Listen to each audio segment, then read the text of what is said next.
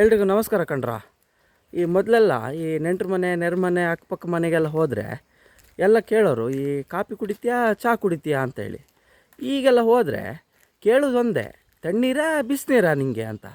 ನಂಗೆ ಅಂದಾಜೇ ಆಗ್ತಿಲ್ಲ ಯಾಕೆ ಇವರು ಹಿಂಗೆ ಕೇಳ್ತಾರೆ. ಮೊದಲು ಕಾಫಿ ಟೀ ಎಲ್ಲ ಕುಡಿತೀಯಾ ಕೇಳ್ತಿದ್ರು, ಏನಾದ್ರು ಮನಸ್ತಾಪನ ನನ್ನ ಜೊತೆ ಹಾಗೆ ಹಿಂಗೆ ಅಂತೆಲ್ಲ ಅಂದ್ಕೊಂಡೆ.